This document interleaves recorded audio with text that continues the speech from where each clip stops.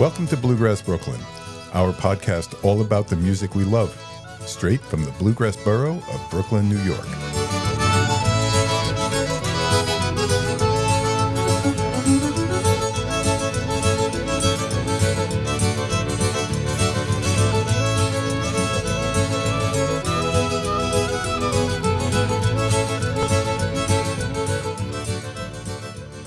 Welcome to this Monday edition of Bluegrass Brooklyn. I'm your host, Mike Wilner. On this show, we explore all about the music we love. On our Monday editions, we look into topics in music and other subjects related to and supporting that music. Today's theme is music we also love. We're going to take a dive into the culture and music of Southwest Louisiana, people know as Cajun Zydeco music. We'll be talking to Joe Vidrine, the program director of the Dewey Balfa Cajun and Creole Heritage Week, and learning all about the music, the culture, the camp, and I think you're going to really enjoy it. In the meantime, please remember to follow us at Bluegrass Brooklyn. That's Brooklyn spelled BKLYN. We're on Instagram, Facebook, TikTok. You can drop us an email if you wish, mike@bluegrassbrooklyn.com. I promise you we will respond. Okay, so let's get to the interview.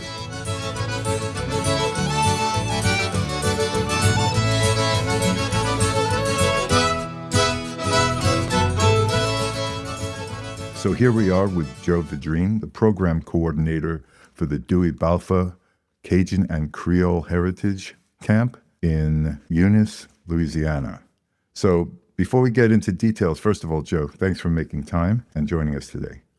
Mike, thanks for having me. Glad to be here. Let's start at the top. Who was Dewey Balfa? Dewey Balfa was one of the champions of Cajun and Creole music, which are the music's rooted here in Louisiana. One of the only musics that is performed and conveyed in the French language. And we play accordions and fiddles, and a lot of it is front porch music played at home. But in the 1970s, a couple of guys got invited to the Newport Folk Festival, which a lot of your listeners may relate to and know about. They went there and they were with the likes of, famous folk musicians of the time, which they left here in Louisiana and knowing about music and being culture bearers themselves, but it wasn't put on a pedestal at that time. The music was played in dance halls and in house dances here mostly, and wasn't played on big stages. And they went to that Newport Folk Festival and they received standing ovations from the crowds there. And Dewey Balfa came back to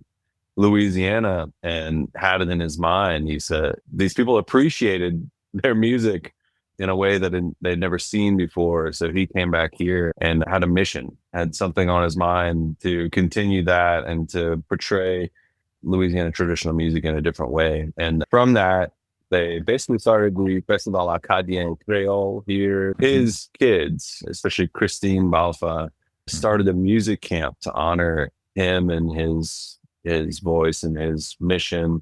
And along with that, started a not-for-profit called Louisiana Folk Roots. And that is the Dewey Balfa Cajun and Creole Heritage Week. That's what we still continue to have happen basically every spring for the last 25 years.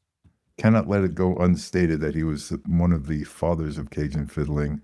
And if you're going to study that music, you're going to run into him smack dab. Amazing. Yeah, that's the truth. That amazing sound. So you used an interesting term there that I'd like to explore. You called him a culture bearer. What do you mean by that? I guess culture bearer, I would say, is someone who have taken on being stewards of their culture, their music, whether they label themselves as a culture bearer or not. So Dewey Balfa, generations after him, under his wing, by putting some sort of importance on, I guess, sharing his music and sharing his culture. And it probably, whenever he went to Newport or went anywhere and saw this reception, he felt something and felt that he needed to bring that back to the state. So I'll paint a little picture of how music has been presented here over time. You can imagine in the olden days, pre-electricity, and imagine, well, a listener may not have ever heard Cajun or Creole music, but The instrumentation is with an accordion or melodeon that came from Germany at some point. And whenever that thing came into the picture, that was like MTV. This is pre-amplification. This was like the loudest instrument in the setup, and you could hear it, across the neighborhood. But before the accordion, before the drum set, before the bass, the electric bass and amps, there was a fiddle, or two fiddles, or three fiddles sometimes. Yeah. And, this instrument that we call the triangle, in French, we call it the tifade, the little iron. Mm-hmm. And that was the dinner bell. That was hanging on the wall, so it's 1 degree away from banging on pots and pans. Yeah. And you maybe heard of the term fait dodo. Yes. Fait dodo translates to go to sleep, but that doesn't really relate to dancing, or does it? But you have this house and you're throwing what's called a fait dodo, and the fait dodo is all the adults would put the kids in one room of the house or the house next door, and they'd put them to sleep. And then the house next door, the room next door, had all the furniture pushed aside and maybe a fiddle player or two sitting on top of the kitchen table or the dining room table. It's a lantern lit home, hot Louisiana, and you have all the members of your community in that room, and there's two people playing tunes and singing songs all night long. And that's how communities came together, pre-sending a text message like, where are you at? That was pop music at the time, right? This is the most popular thing because there was not much else going on. So dances changed over time. You had people dancing like contras and squares and circles together.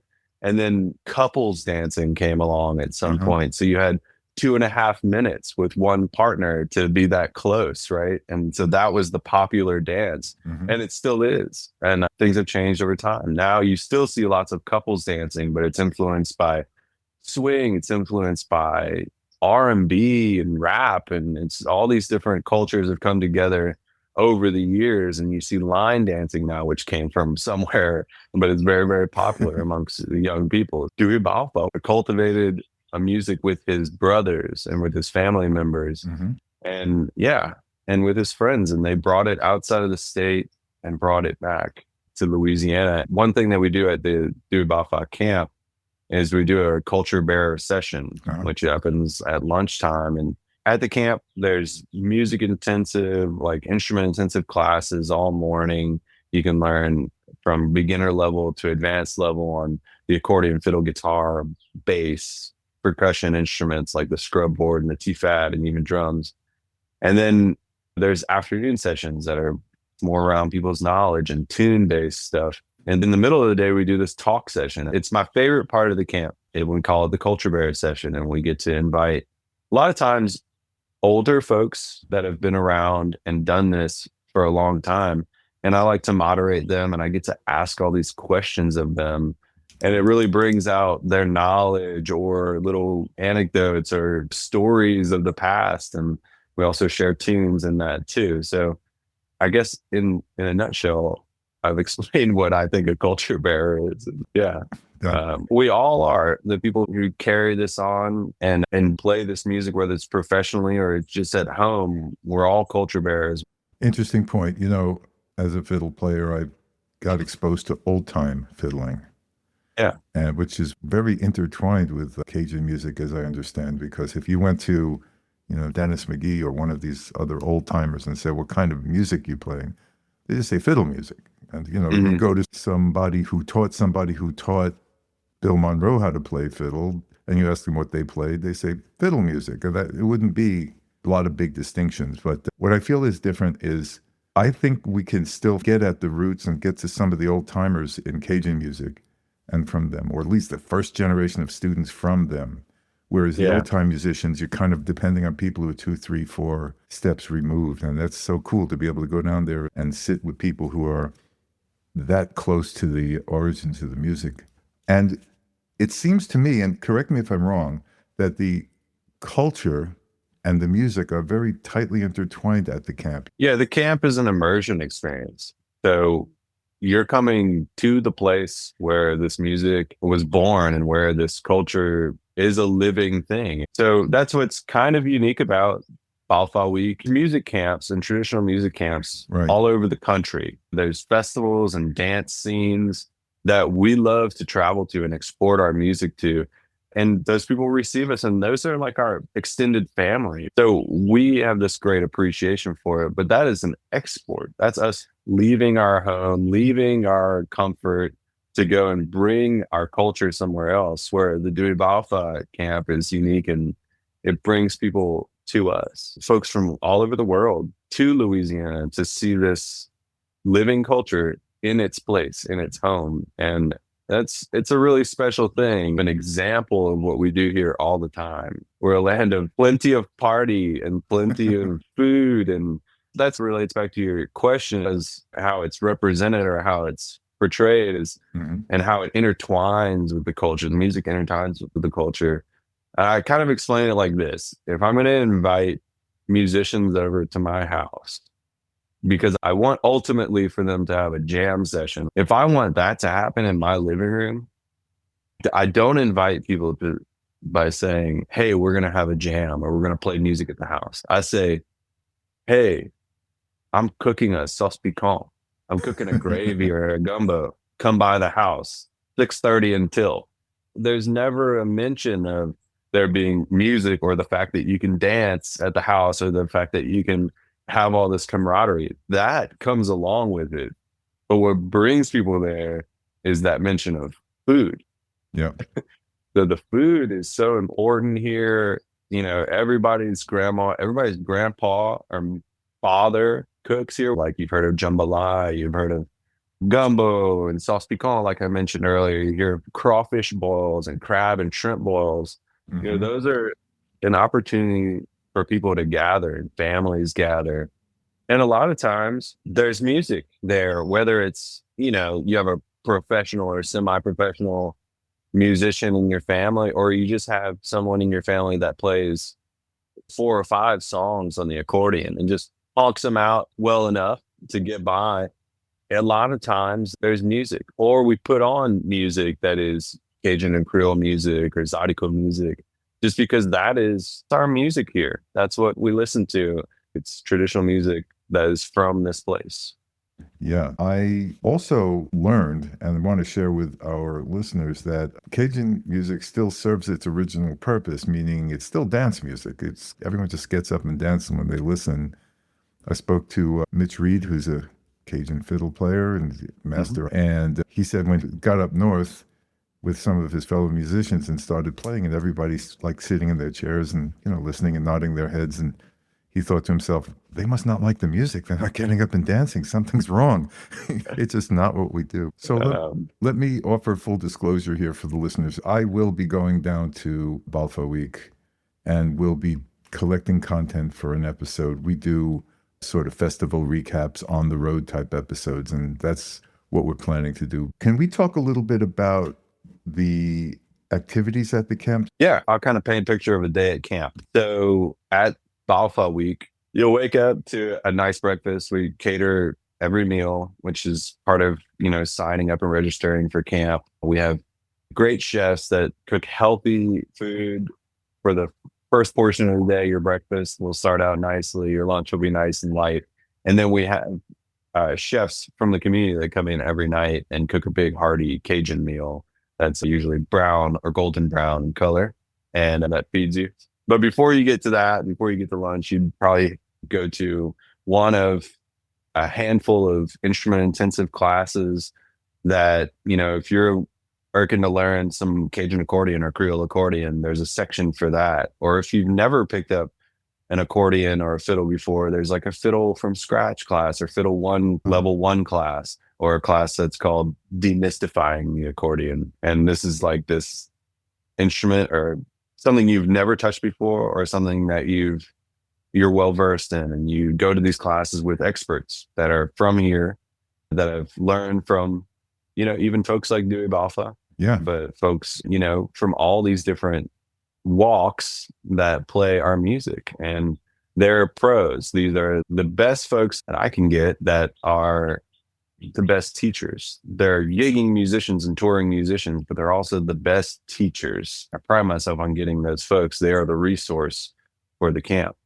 So you take your morning classes with them, we'll eat a little lunch. We'll have that culture bearer session, a talk session, which involves playing music typically as well. You might dig into the UL archives here, have a UL? talk. Sorry. UL is the University of Louisiana. So the University of Louisiana here has a massive archive of Louisiana music and Louisiana culture. So we bring them in to have a talk with them, or you might hear a talk with Christine Balfa, the daughter of Dewey Balfa, or you might hear a talk with Horace Trahan, a culture bearer and music bearer, tune bearer, who's had a journey through all sorts of Louisiana music, and we'll have a talk with him. So that's the after lunch kind of digest. You can even close your eyes for a little bit and listen to that little talk, and that's great. And that's all held in the barn.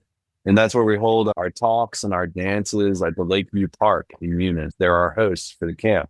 So put yourself there after lunch, this little talk session, and then we ease out of that and say, all right, well, it's afternoon class time. Let's go sit with Kevin Wimmer, who's a New York native, but moved here many years ago and trained under Dewey Balfa. And he's one of the sources now, as well as like Steve Riley and Christine and these folks that I don't think of as old folks, but I've been playing this music my whole life. And they're a generation ahead of me. So they are becoming the older source of the music. Yeah. So in the afternoon, you might sit with one of them in a special course or in a daily course that happens. And then come happy hour, the bar opens at Lakeview Park and we start to gather for dinner time. And this year we're throwing dinner time performances that are special performances, one with Mitch Reed, who you mentioned earlier, and his daughter, Renee, and other various deals right at dinner time, which is a sweet little intimate setting.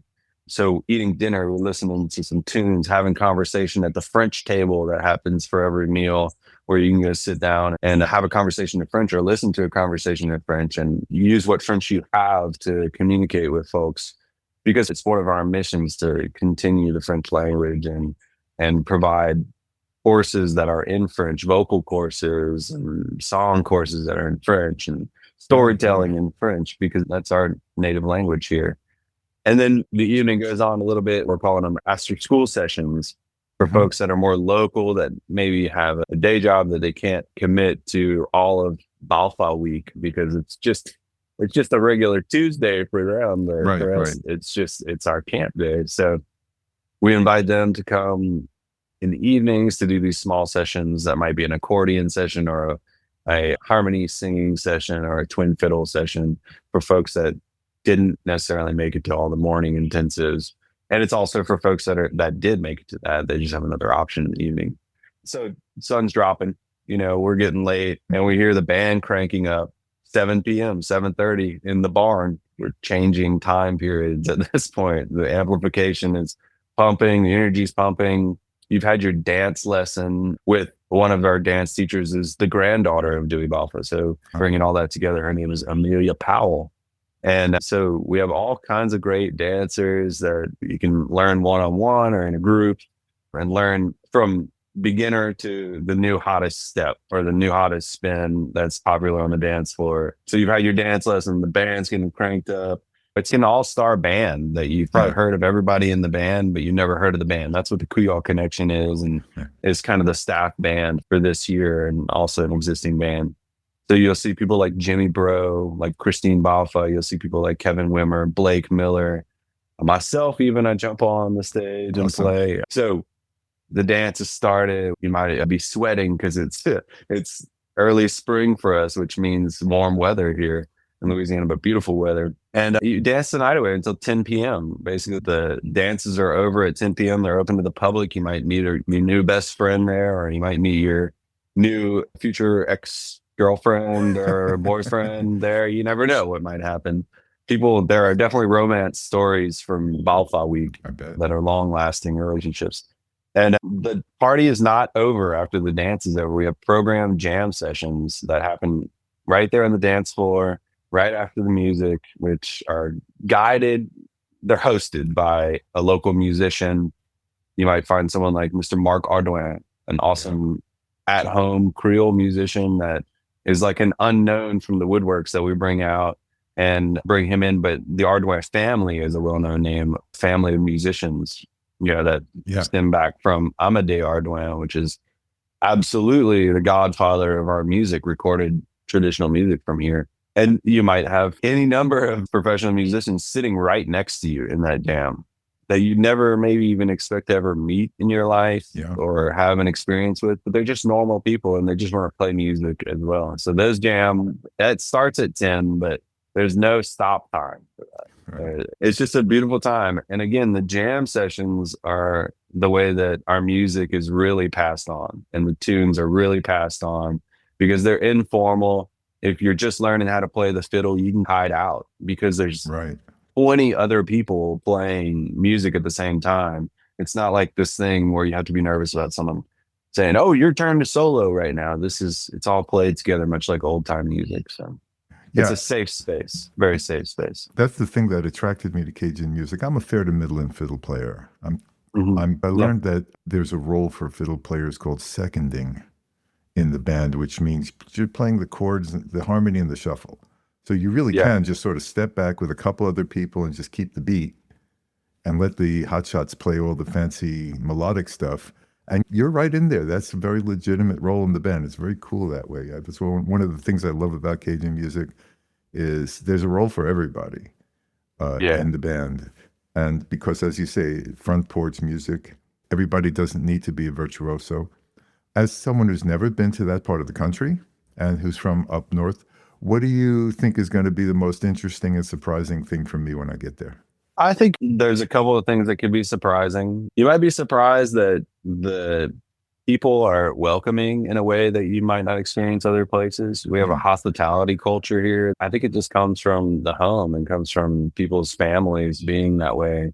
If your grandmother caught wind that you were bringing a foreign exchange student or someone who's visiting by, your grandmother might say, "Oh, well, bring him by the house. I've cooked lunch." And that's kind of our mentality. Like, come to the camp, we'll cook you some lunch, we'll make sure that you're well fed for sure. And that, you're accommodated and make sure that you're feeling it. We want you to feel like you're part of the family. It is a big family. All these musicians that I put together for the event, that's my family. Those are my cousins or my brothers or sisters. And because it's just that way, there's this little saying that there's 10,000 Cajun bands, but only 10 musicians. And it is kind of this thing that, like, we all play in each other's bands. We all fill in for each other, do these things. And so I think you'll be surprised at that everybody's hugging each other and they're hugging you, for some reason after just meeting you. I think you might be surprised at how there's this interesting implied humor with the people here. I think you'd be surprised that you can't understand some people when they're talking because they're old school Cajuns or Creoles and they have this inflection that's different. But if you dig in and you really listen, you know what they're saying regardless. Even if they were saying it in literally a different language in French, you can feel them because people are poetic in the way they speak. Nice. Especially if you commit and you participate and you sit down with these old timers or even the young people that we have on staff, like someone like Luke Huval, you can look up. His music is awesome. He's a young songwriter and musician that's learning all different styles, and these 20-year-olds and younger that are learning music right now. So many different kinds of people to talk to and learn from and sit in. And then there's also these moments that might surprise you that are times when you find yourself just going for a walk around the lake there or grabbing a kayak or something and just going to sit out in the middle of the lake. Lots of people flock there on Saturday nights to dance the night away in the barn. You might be surprised maybe. Yeah. I'm brushing up on my Cajun French, not just French, but the Cajun French. You mentioned that the Louisiana Folk Roots organization also supports sort of language learning. Yeah, absolutely. It's a goal to have French language programming within our programs. So like I mentioned, we do Cajun lyric classes, Cajun singing classes. One that's very popular is with David Greeley. So that's a really popular class. He's got a system. He's great. People, go to his class and go every single day because they like the way that he teaches, and he's just a a wealth of knowledge. She's another person who's just 1 degree removed from the Balfa brothers or Dewey Balfa as a student. We have, some harmony singing classes, and then the French table that happens every day. And if you listen closely, you might just be sitting next to someone like Jesse Leger, who's a legend Right. in our music, who we have on staff, as he hosts a morning jam every single morning for those who are early risers. And he's always intertwined in it. You could take a lesson with him, but you might just be standing next to him with a cup of coffee and he's talking to someone in French. The language was lost to multiple generations Yeah. because of Americanization, which is a theme in other traditions. And it's a very similar story in different traditions. But it was nearly lost. But in the 90s and late 80s, there was a push to have French come back, and found it important to teach kids, them to learn. And again, I'm a product of that. Great. Where through all of my schooling, I went into the La Programme d'Immersion in public schools here in Lafayette, Louisiana. And I had 5 subjects a day. Basically everything except for English class was in French. And now I speak fluently, and I've held on to that language. And I'm passing it on to my next generation. I have a young child that I speak to in French, and I use French in my business as a musician or as a photographer and as a culture bearer myself. It's a beautiful thing, from people and kids being punished from speaking it in 1 decade to 2 or 3 decades later, they're being rewarded for it. So it is something that Louisiana Folk Roots finds pride in, and Balfa Week tries to incorporate into our programming always. Awesome. So let's say one of our listeners hears this and says, okay, I'm going, but I know nothing about Cajun music. How would you ask them to musically prepare their ear? Okay, I'm going to name some names. You can look up the Balfa brothers. That's a great start. Look up someone like Nathan Abshire. Look up Lawrence Walker. Let's see. Look up Ambrose Thibodeau, the Magnolia Sisters, Steve Riley and the Mamou Playboys. Look up the band Balfa Toujours. That's the next generation of Balfas. That was Christine Balfa and Dirk Powell and Kevin Wimmer, who brought it all back. And just rattled off, and we'll put as much of that as we can manage into the program notes. Well, Joe, thanks a lot for taking all the time and sharing all that insight and wisdom with us. I really appreciate you reaching out. And if anybody wants to find out more about the camp or Louisiana Folk Roots happenings and programs and any way to support, you can find out more at louisianafolkroots.org. And there's all the registration pages for Balfa Week or for kids camps are typically on that page. You can see pictures, maybe a little video of some of the happenings at camps from past years, and get kind of a vibe. And all of the information is detailed there. And again, ways to support. You can also follow along on social media, Louisiana Folk Roots on Instagram and on Facebook. That's great. And I'll also once again mention, for the listener's sake, we're going to be down there podcasting and capturing as much of this as we can in between our delicious breakfast, all of the intensives we're going to attend, and all of that kind of stuff. So the camp happens April 13th through the 17th, with our real camp days being the 13th through the 16th, where our program really happens, all of our instrument intensive classes. That's your daily life at camp type of days. And then the Friday and Saturday, we're really fortunate to throw the event the week before a massive festival here in Lafayette, which is the adjacent town. It's about 55 minutes away from the camp. Imagine yourself leaving the camp after a nice breakfast on Friday. Your brain is full. You're probably exhausted. Your belly's full. You might have an extra little notch on your belt because we fed you well, but you danced off some of that too. So don't worry so much about that.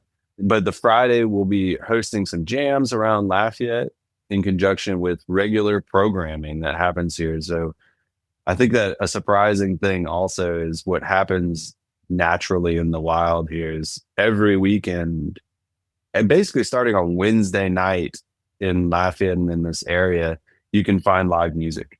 on the weekend, there's lots of things going on around the Hideaway here in town in Lafayette, around the Blue Moon Saloon.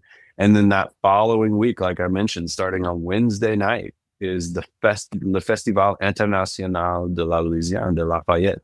And that's one of the largest, completely free international festivals where you find acts from all over, from Africa, from France, from Belgium, from Canada, from here, from all over.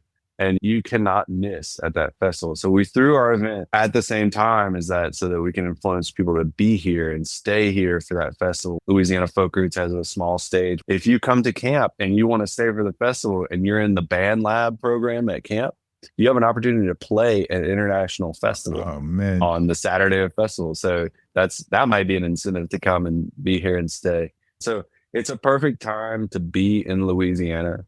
The weather is beautiful. It's sunny days, clear days, not a lot of rain. The flowers are blooming. People are out because this is our springtime and it's our time to throw all of our events before it gets hot. So this is your invite, folks. If you're listening in and you're curious and my perfect radio voice has influenced you to want to check this out, go on our website, lafolkroots.org. Check out what we've got going on. And please, this is your invite to come and be with us at the Dewey, Balfa, Cajun and Creole Heritage Week. Absolutely. And if you're down there, you'll see me wandering around with my podcast microphones. Come on up and say hi and tell me how you're enjoying yourself. Well, once again, Joe, thanks very much for taking the time. And I have to say, you've been a really great source of information, a really great source of inspiration about this music and culture. And let's make sure we get a chance to get together while I'm down there. Maybe we can even play some music. Absolutely. The storyline continues. Thanks for having me, Mike. Appreciate you.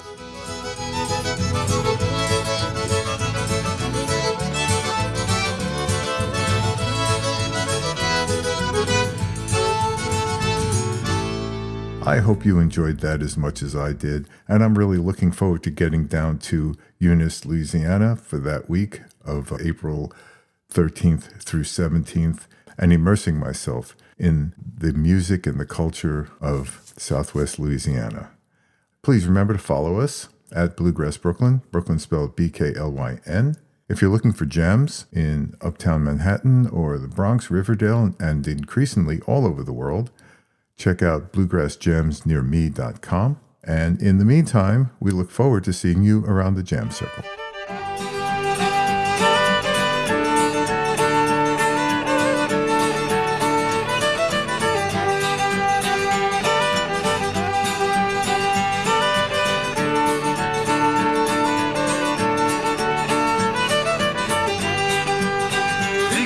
Gigalo pour maman, j'ai vendu mon petit mulet pour 15 sous.